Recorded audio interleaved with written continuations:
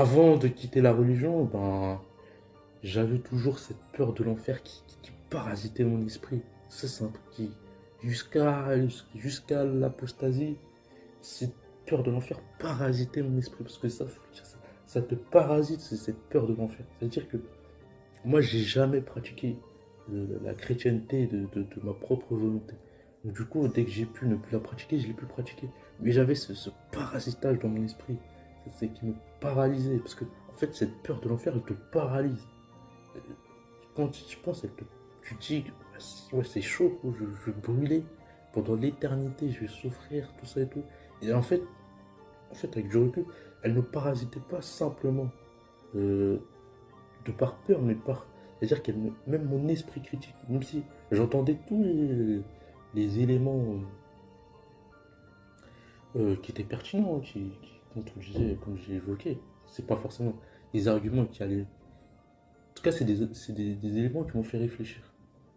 Mais il y avait cette peur de l'enfer. C'est-à-dire que, avec du recul, je me dis, mais pourquoi je me suis pas demandé pourquoi cette peur de l'enfer, je ne l'ai pas questionné en fait, dans le sens où comment un Dieu miséricordieux, d'amour, voilà, de paix, voilà, qui veut le bien de ses enfants, parce que c'est comme ça, voilà, les enfants de Dieu dans le christianisme, il a préparé un lieu d'éternel châtiment où les gens vont brûler pour l'éternité.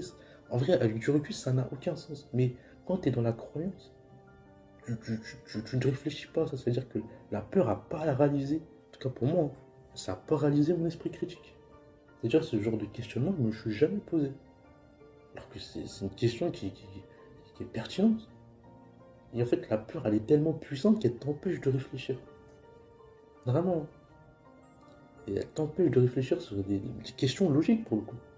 Parce que comment quelqu'un qui a vécu une centaine d'années serait condamné pour une infinité de temps? Ça n'a aucun sens. C'est comme si quelqu'un, il vole une pomme, il prend perpétuité. Ça n'a aucun sens en fait. Si on réfléchit de manière logique, tu te rends compte qu'il y a plein de trucs dans les croyances, mais en tout cas dans le christianisme, mais ce que je veux dire, c'est encore plus accentué dans l'islam.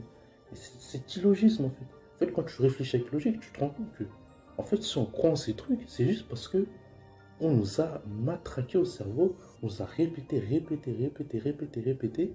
Ouais, c'est si, si, si, si, si, et c'est comme ça. Et même si au début, voilà, t'es pas forcément réceptif, au fur et à mesure, ça rentre dans ton cerveau.